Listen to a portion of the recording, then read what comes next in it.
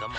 Do I sound like I'm joking? Do I sound like I'm playing? When you look into my eyes, you understand what I'm saying? Let me say it to you slowly, and it may sound scandalous. I don't think that you can handle this. Let us begin. All right. Once again, we are on. I am the Mojo King. He is the great Mike Steph, and we are Hidden Gems Football, brought to you by the mighty 19 Media Group. Welcome to the preview of Week 11 of the NFL season. Before we start, I'd like to thank you, yes, you, whether you're watching on YouTube or listening on your favorite listening platform. Thank you for being here with us. We survive, we thrive because of you. Please like, subscribe, comment, and most definitely tell a friend or two or three or four or five, six. I think I'm done talking now. Mike Steph, it's all yours. You know what? You didn't ask me how I'm doing. I feel away. You asked the viewers how they're doing. You asked them to like, subscribe, comment, share, tell a friend or two or three or four or five or six. And I'm just over here, and you damn near forgot my name. You was like, yeah, this is the great Mike Steph. But it's okay. It's okay. I'm with squad. I'm a big man. I can handle it. Nah, I'm doing okay. Thanks, Mo. Mike Steph, you ruined my chance of making $1 million. Yes, I did. I told y'all last week, and yeah, this is my one big thing. I told y'all last week that if one of my predictions, my first Mike Steph pick of the week, panned out, that I was going to go on an award tour with Muhammad, my man. And I damn sure was. And that's shout out to Trial Called Quest 30th year anniversary Midnight Marauders last week, November 9th. See how I merged the two genuines together. But on a more serious note, didn't I tell y'all I was accused of being a crazed lunatic. I was accused of being insane in the membrane for picking the Denver Broncos over those frauds up north, the Buffalo Bills. And was I correct? Yes, I was. Did I cash in? No, I did not. But that's besides the point. Barry Horowitz style, the Denver Broncos beat Buffalo in Buffalo on Monday night, 24-22. I'm not going to get into all the, specifics of the victory, but a win is a win is a win is a win is a win.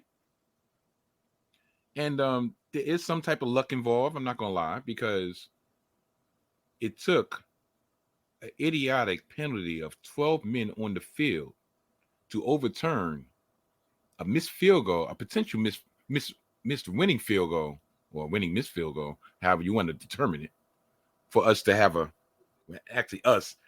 Denver to have a part due and make my premonition correct. And that's what they did. So that would lead me to think, or that would lead y'all to think, is Mike Steph going to have another pick of the week? Or if I do decide to have another pick of the week, am I going to be called insane? Am I going to be in court? Is my selection going to be called in question? We went down this road time and time again last year. There was some off the wall picks that I could go in the archives and maybe not on this platform, but best believe maybe another platform down that I could kind of rev up and, kind of bask in my glory of how many times I've actually been correct on these off-the-wall picks. But in all seriousness, Denver is riding a hot streak, coming off a bye. Buffalo has been struggling, has been not up to their normal standard, or should I say, they've been living up to their normal standard as the engine that can't. They can get to a certain point, and then they sputter out. I will have more to talk about when it comes to Buffalo later on in the program, because that's one of our spotlight games. But this has been Mike Steph's one big thing. Yeah. Pat on the back, because when I say take it to the bank, when I say take it to the bank, that means take it to the bank. When I say that I know what I'm talking about. Trust best believe I know what I'm talking about. Yeah. Am I going long-winded on this? Yes, I am. But y'all lucky I didn't turn this into Hidden Gems After Dark because, man, listen, I don't think I would be invited here next week if I chose to do that. So, like I said, with all that being said, Mo most of the time knows what he's talking about. And don't get me wrong, for the most part, he does. But when I say my one big thing, or should I say my pick of the week, just trust in the visionary, the revolutionary, Mike Steph. Yeah, take it over to you, Mo. Yeah. I don't have much more to say. Give it to Mike Steph. I thought Cincinnati would win. Egg on my face because my main team is out of Survivor. The 1.3 million that I was sure was mine is no longer mine. But there's a couple of other prizes out there that still got a chance at. So let's get to the games.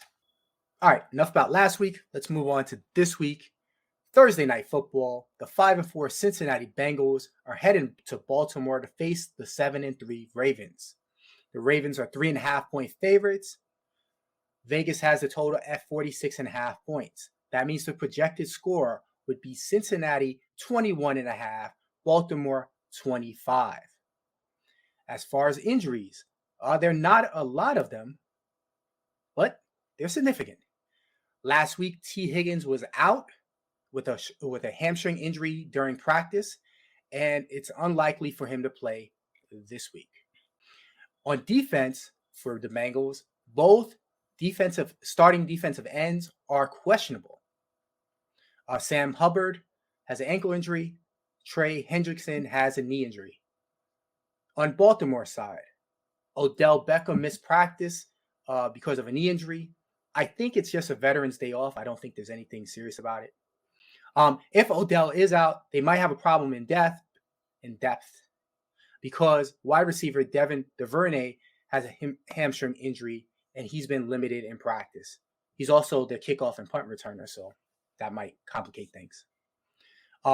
Their tackle Ronnie Stanley did not practice because of a knee injury sustained last week, and cornerback Marlon Humphrey has a strained calf. He also did not practice.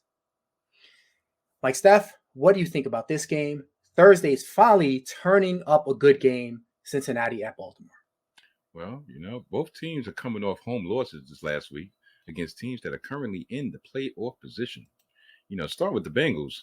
They lost on a last-second field goal to the Texans after valiantly fighting back from a 10-point deficit in the fourth quarter. The defense gave up damn near 550 yards of total offense. But more importantly, they gave up almost 200 of those yards on the ground. Joe Burrow, he threw 2 interceptions but once again was relied on to carry the offense with the non-existent running game, along with him and Jamar Chase, who was questionable and had a damn good game with 5 catches, 124 yards. This game is a rematch from week 2, in which the Bengals lost to these same Baltimore Ravens. At home, though, 27-24. But Joe Burrow was far from healthy. He was still dealing with that calf injury. The Ravens, in that week 2 matchup, they ran all over Cincy to the tune of 178 yards on the ground, which is glaring due to the fact of how Cincy just got pounded on the ground against the Houston Texans. Last week, against the Browns, the Ravens coughed up their own big lead, 14-point lead in the fourth quarter. Lamar Jackson threw a pick 6 that helped the comeback in that crucial last quarter. The Ravens, their defense is still number 1. They're only giving up like less than 16 points a game. I think 15.7 to be exact. They have the best running game, and I'm harping on these stats for a reason. They have the best running game in the league, averaging 155 yards a game. Cincy, as you just expertly explained, are missing their 2 starting defensive ends in the trenches. Baltimore has number one running game. And like you also said, we finally have a marquee matchup on Thursday that I might actually give a smidgen of my time. Shoot, that's a plus. So let's get down to brass tacks. Who am I picking? Something is telling me that Joe Burrow, he's a spiteful individual, meaning he's not going to take that loss at home early this season lightly, laying down, and he's healthy, and he's been passing for over 300 yards the last couple of games. So why wouldn't they continue to do that? The Ravens, they do have the advantage on the ground, so it's a nip and tuck battle. That 3.5 is interesting. I think the Bengals are primed for an upset. Is it really considered an upset? Maybe because they're on the road. But I think the Bengals, because right now they're 5-4, they're teetering on the outskirts, looking in on the playoff position. They lost the tiebreaker to Houston. They need this game more than Baltimore. Bengals, money line. Over under. Once again, it's Thursday night. Under. And that 3.5, I'm staying away from. Yeah, I know. Shock. But I'm staying away from it. All right. Well, I think I like pretty much all your diagnosis, although I'm going to probably have some opposite ideas than you. To me, this game is kind of a toss-up. Like I definitely see Cincinnati's trending, and I actually, as much as I despise that they lost last week and crushed my Survivor and Millionaire dreams, if I'm a Bengals fan, I actually take that not as necessarily a negative. They were horrible in the beginning. They were down a lot. They fought their way back. They made mistakes and still fought their way back. And if Tyler Boyd actually caught the ball, they would have had a win. So if I'm the Bengals, I'm still feeling pretty good about this run lately. But Baltimore has been on fire pretty much all season. And Lamar has been MVP caliber good. I really don't know who's going to win. I think the one thing that strikes me, though, is that 3.5 points. So give me the Bengals with that cushion. They can still lose by a field goal and still make me some money. So I'm going to go with Cincinnati again, even though you figure I might have learned my lesson from last week. I'm going to go over to 46.5. I don't feel very confident about it, but just looking at their both teams' last few games, the scores have been pretty high scoring. It looks like these offenses are clicking, so I'm going to go over. I don't feel really confident about that, but I feel pretty confident in the Bengals with the 3.5. Sounds good. Yeah. No, so what? I said I'm actually shocked that I'm really not touching that spread, but we both know why. Yeah, we do. Bengals better not cost me any more money this week.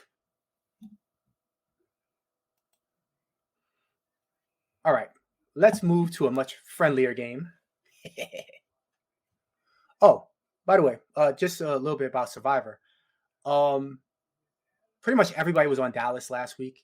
From between 50 to 75% of selections were on Dallas. Second most, though, was the Bengals, which took out about between 12 to 20%, depending on which league I was looking at. And then the third, we're going to talk about later, was Buffalo. So a good 20% of teams, 20% of investors were out of there. They should have listened to Mike Steph on Hidden Gems Football. They could have salvaged the Buffalo pick at least. But just saying. Yeah, there's going to be a reoccurring theme on this. Yes, I'm going to be Salt Bay. Hey, man, you hot. Run with it. All right. On to the Sunday games. 2-8 New York Giants are heading to Washington to face the Commanders. The Commanders are 4-6 and 9.5 point favorites here. Vegas projects the total to be 37.5 points. which means that the Giants will score 14 and Washington will score 23.5. As far as injuries, the Giants took a lot of concussions last week. Wide receiver Jalen Hyatt, concussion. Linebacker Kayvon Thibodeau, concussion. Cornerback Adoree Jackson, concussion. All of them in concussion protocol. We'll see if they are able to turn it around before Sunday. Also injured, tackled Evan Neal. He has an ankle injury. He was out last week. He's questionable for this week. And their other cornerback, Devontae Banks, also had an ankle injury. On Washington's side, they're pretty healthy, but their defensive end, James Smith Williams, was out last week with a hamstring, and he's questionable for this week. Mike Steph, the horrible Giants, the confusing Commanders. What you got to say? Unfortunately, the G-men have another game on the schedule to prolong the agony of their fan base. Coming off a 49-17 drubbing by Dallas, which went exactly as expected. Tommy DeVito is once again penciled in to start. The Giants' offense is only averaging 11.7 points a game. Surprisingly, here's an interesting stat. Surprisingly, they're giving up less points on defense in 26.5 points than their opponent in Washington, who has given up 27.5 points. Plus, they have a history of playing them tough over the last 5 or so years. Saquon Barkley is at his wit's end, trying to stay positive, trying not to become a problem, trying to be the leader that this team desperately needs and deserves. Coach Dayball is blowing up on the sideline every time the camera keys in on him, which is not helping his job status, in my opinion. Maybe that's what he's angling for, to tell you the truth. Maybe he's trying to get fired. Personally, I think he's lost the locker room. The Commanders, on the other hand, I have one question. Are they actively looking to compete this year? Or is this rest of the season just an exercise in trying to figure out who's staying or who's going to be on the chopping block? Like, they traded Sweat. They traded Young. Rivera should have one foot out the door with Del Rio right behind him. But Sam Howell is getting better by the week. He has 3 straight 300-yard plus games passing. And in the last 3 games, he has 8 touchdowns and 1 interception. This season is technically a proving ground for Eric Bieniemy, the offensive coordinator, to get Sam Howell ready. And if he proves himself to be up to that task, I think he should be handed the reins of this franchise and actually take them to where they're trying to go. So, like I've said time and time again, when the Giants are on the slate of games that we're going to review, I am going to be free of Giant slander. It's getting hard by the week. And tell you the truth, if this line wasn't what it was, we probably would not be talking about them. But like we have to. So I would take Commanders for the money line. That 9.5, I don't have any type of faith in Tommy DeVito. And neither should you. But as I just said, they have been proven to play the Commanders tight for the last 5 years. They beat the Commanders a couple weeks ago at home, 14-7, with their backup quarterback, Tyrod Taylor, who is, yes, leagues and years beyond Tommy DeVito, but the fact remains, this is still the Commanders team that only scored 7 points against the same defense. So I'm picking the Giants to cover the spread, to go against the spread at 9.5. The Commanders to win, and that under. All right. I think a lot of the focus has to be on Tommy DeVito. I don't blame him as much as I don't understand what the Giants organization are doing here. Because granted, he's the 3rd string quarterback and he's an undrafted free agent rookie. But why do you have somebody on your squad that you're scared to let throw the ball? Why would he be somebody that ends up on the active roster? I've been watching these games the last couple of weeks, and it's been so frustrating because it's literally just give Barkley the ball every down. Oh, wait, now we're at 3rd down and 10. Okay, DeVito throw a 2-yard pass. I don't like it. I don't know what the Giants are doing. That's the reason Washington has to win this game, because the Giants aren't going to score unless they score on defense. I don't feel like there's a chance the Giants could score. Even against Washington, I don't see it. But, all right, the one thing I will say is that, well, actually, this is not in defense of the Giants either. Last game, when they did defeat Washington 14-7, Washington was 1 for 15 on third downs. I don't think that's repeatable. I don't think that they can repeat that even if they tried. So that means that I expect them to be able to move the ball a little bit better. Now, here's the one thing that makes me a little bit nervous about this game at all. Washington has 4 wins. Their biggest win was against the Falcons of 8 points. Their other wins, 4 points, 2 points, 3 points. So I don't know if they know how to blow out a team. And the Giants do have a good defense. With that said, I'm still going Washington over the 9.5. I think I'm going to tease this up. Like, I'm going to just go, I'm going to go 12.5 at least. Because what I think is going to happen is I think Washington is going to score and Giants aren't. And maybe Washington only scores 21 points. And I still think that they might win by more than 12 even there. The one thing I will say to counteract everything I've just been ranting about is that I do like your pick. Because if I was going to try to hedge my way the other way, that's the way I would do it. I would go actually with the Giants, squeezing it with the 9.5 and then going under. Because maybe they keep it low. Maybe it ends up being a 14-10 game. All the different parts that are missing are on the offensive side of the ball when it comes to the Giants. Not really so. Yeah, we got Adoree Jackson and Thibodeau, in concussion protocol, but for the most part, the core is there.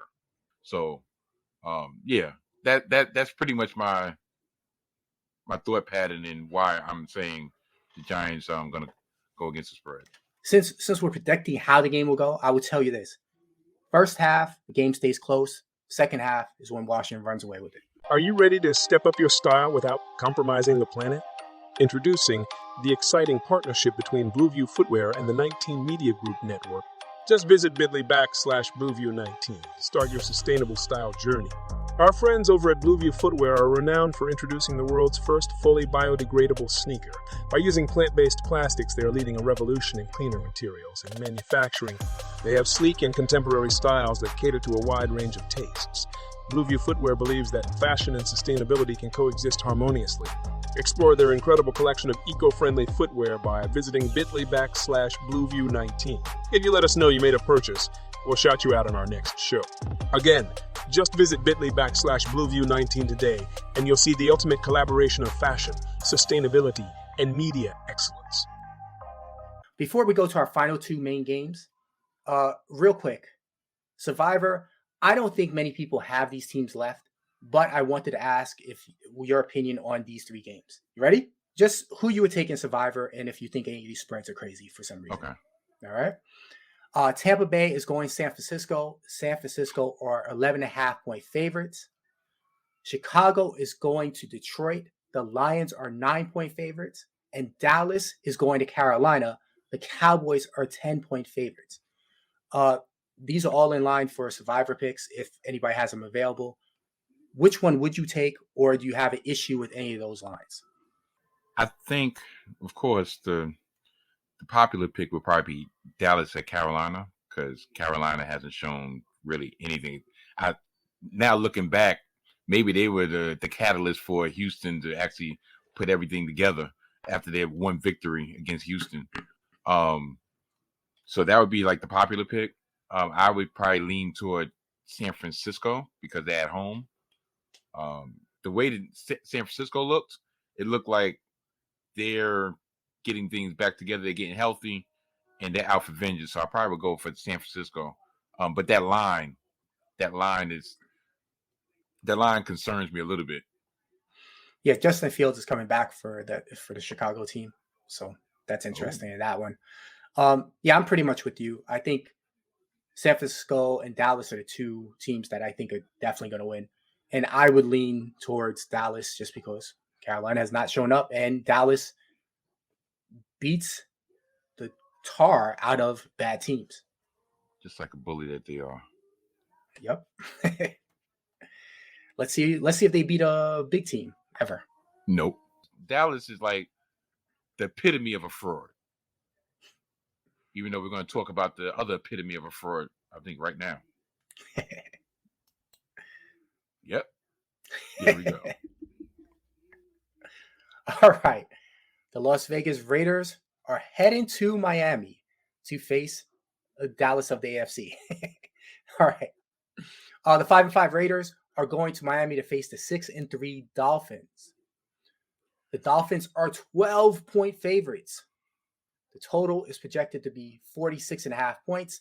That means that the Raiders will score 18.25, while Miami will score 30.25. Vegas comes in pretty healthy. They have one injury of note. Tackle Colton Miller had a shoulder injury. He was injured, I believe, 2 weeks ago. He didn't play last week. He's doubtful for this week. On Miami side, there are a couple of interesting turning points here. Jalen Waddle had a knee injury that was, I think he had it before the bye. He's questionable for this week. Raheem Mostert was out, undisclosed injury. He's been getting a lot of rest in between weeks anyway, so that might just be another veteran thing. But they do have somebody coming back. Devon Achane is probable to come off the IR this week. So, Mike Steph, who do you have, the Raiders or the Dolphins? I'll start with the Raiders. The Raiders are coming off a 2-game winning streak, a 2-game sweep over the NF teams from New York in the comfy confines of Las Vegas. AP, Antonio Pierce has given his team a spark since taking over for the fired Josh McDaniels. Devontae Adams and Josh Jacobs have been reinvigorated since this change. All the noise that was created by Adams and his lack of usage has quietly gone to the side for now. Funny how winning cures all ills. Even with all that being said, they're still only averaging like 17 points a game. The only person they really got on defense is Max Crosby, who's having a near career year and will have to be on his A game to slow down these Dolphins, these fraudulent Dolphins. And speaking about these fraudulent Dolphins, they were last seen in Germany, licking their wounds after losing against the Kansas City Chiefs. Yet again, another loss against a winning team. They're 0-3 this season so far against winning teams. The Raiders are a 500 team, so they might just be victorious against them, or they might not. It's literally a 50-50 chance of whether they're going to win or lose. So the one thing they have in their favor, and I'm talking about the Dolphins, that's the travel and the early start time. Last time the Raiders had to travel for an early start, a Sunday start, they had to travel to Chicago, and they got blitzed by a Justin Fieldless Chicago Bears team, 30-12. But that was before AP took over. That's before Suge Knight took over. Another interesting stat is the fact that Tyreek Hill, in games against teams with winning records, peep this, he's averaging 7 catches a game, which is good, but only 69 yards in receiving against winning teams. He has over 1,000 yards for the season, but 69 yards a game in his 3 games against winning teams were all with losses. That was piss poor in my opinion. Front runners at best. The whole damn team are front runners, and until they prove otherwise, I will continue to believe that. A lot of these numbers are skewed. A lot of their offensive numbers are skewed due to that 70-point outburst against Denver early in the season. You take that 70 points away, and the numbers look totally different. So, with all that being said, who am I picking? This is going to be my pick of the week, which I'm not that confident in, but I already said it, so I'm going to go through with it. My pick of the week is not what you think is going to be. The Raiders are going to cover that spread, that 12-point spread. I picked the Raiders to go against that spread. That over-under, I'll go under. But because Miami are the front runners that they are, the fraudulent team that they are, and the Raiders still trying to find their groove, so to speak, I think Miami will come out on top. So, to repeat, the Raiders to cover that spread because Miami ain't beating them by 12. The over-under, under, and Miami, money line.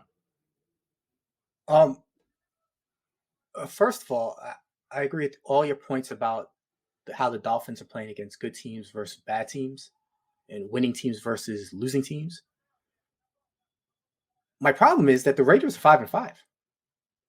Are they good or are they not good? I don't know. I think the Dolphins can blow out a mediocre team, and that's what I think the Raiders are. The Raiders have won 2 straight, but both of those teams have been pretty bad. So beating them doesn't really mean much to me. And prior to that, they were 3-5, which means that the Raiders were a losing team. I like the rookie quarterback. I don't think he's that great. I think he's better than Jimmy G, but I don't think he's that great. So I am going with Dolphins. I'm going with the points. I'm going with this being a blowout. I'm going with it being over because I think the Raiders can score at least 16, 17, 18, and I think the Dolphins are going over 30. I'm once again going against your pick of the week, which after last week is making me a little nervous. Well, you're only going against half of it. Because I as much as I really don't want to pick them, I did say I think Miami's going to be victorious. I just don't think they're going to cover that spread. Yo, what's up? I'm Desmond, and I'm the host of Hip to the Games, a podcast from 19 Media Group, where the brilliance of basketball and hip-hop's past and present is genuinely appreciated. Join me every other Friday as we celebrate some of the greatest artists, albums, moments, songs, bars, punchlines, NBA teams, players, just anything and everything to do with the game of rap and the game of basketball. See, if you like basketball and hip-hop, that means you're hip to the games. But no matter where you fall on that spectrum, I encourage you to join the fun every other Friday on your favorite podcast platform, courtesy of the great 19 Media Group.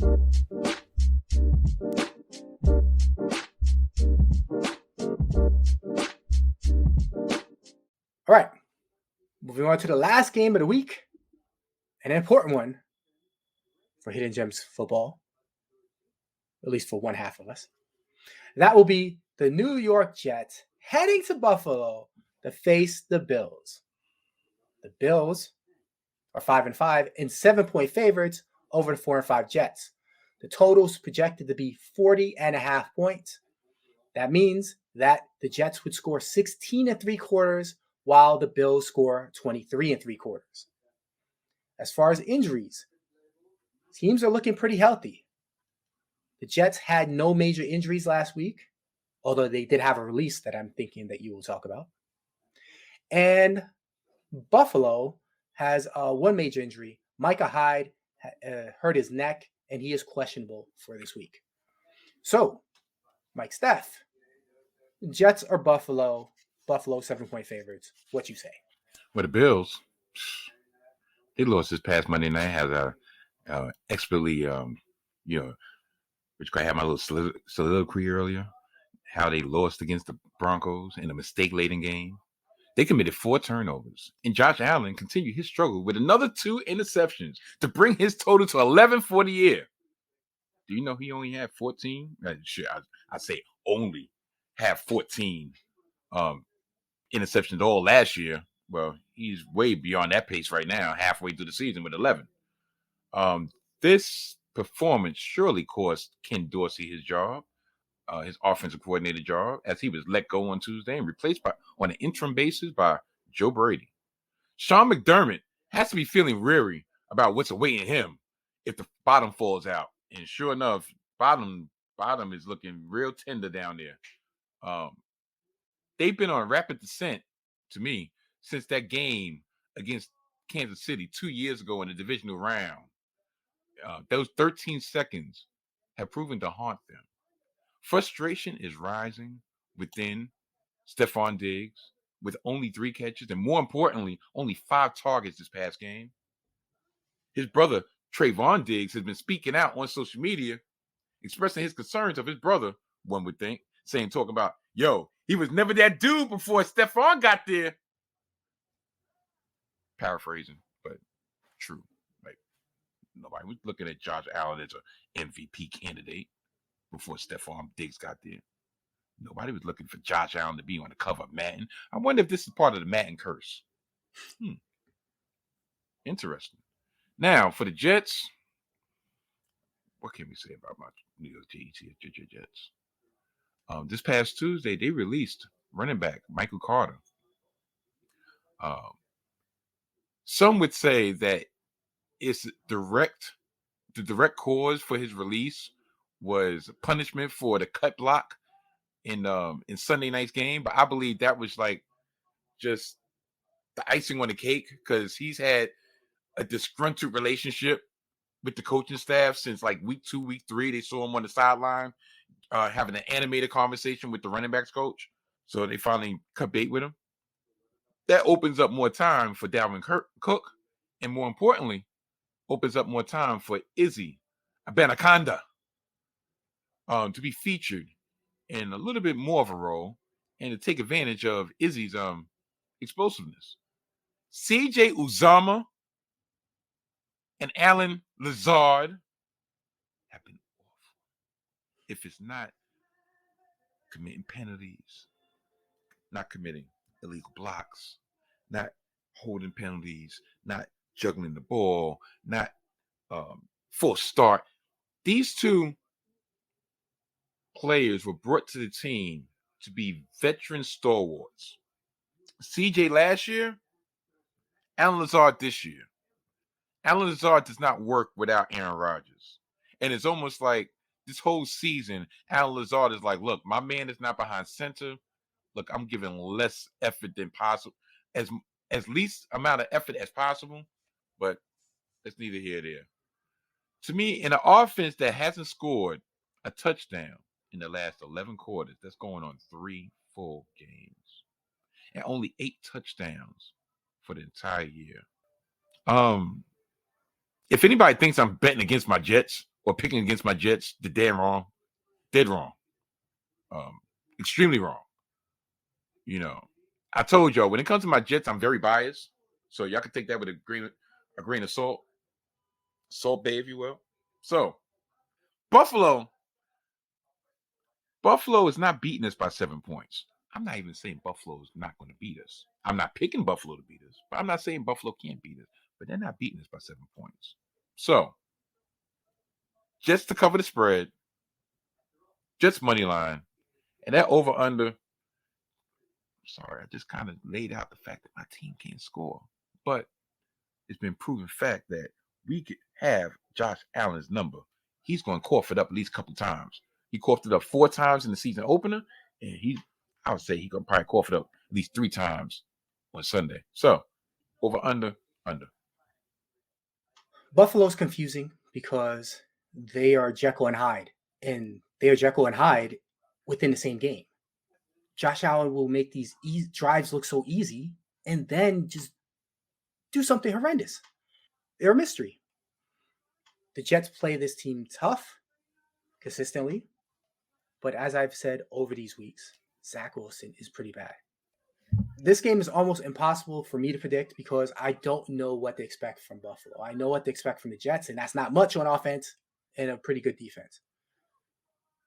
So I'm going to do your thing and go with my gut. And my gut tells me that Buffalo embarrassed themselves last week, and they will make up for it this week. So I'm going with Buffalo. I'm going with the over because I actually think they're going to put some points up. And Zach might get some late score, and then his line will look kind of decent. Kind of decent, not that good. So go on Buffalo, going over. Buffalo 7 points. Take it. And I'm feeling a little bit better about life than I was at the beginning of this show now. You really think Buffalo is going to score more than 23 points? I think Buffalo is going to score 33 points. Yeah, okay. Which means that the Jets have to only score 8. I don't know. Maybe I'm pushing it with the Jets. Listen, I think I'll be all right. James Cook is not rushing over 100 yards again. Kincaid is not going to beat us. Gabe Davis is going to be on lockdown.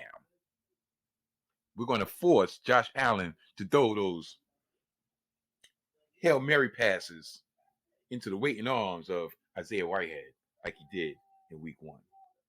If they couldn't beat us when we was dealing with emotional trauma on September 11th, after we lost number 8 You think they're going to beat us when our season is on the line? I think not. But we'll see. Mike Steph, take us out of here. This has been a very, very, very exhilarating edition of Hidden Gems Football. You know, as I said before, I'm not only a visionary, I'm a revolutionary. And hopefully I can continue my streak going into this week. But with all that being said, Hidden Gems Football has been a part of the still getting there. 19 Media Group. Goodbye. Bye, folks. Just like I waved to my million. I swear, if I still smoked, I would have a light in, burn it to the ground. This is a 19 Media Group presentation.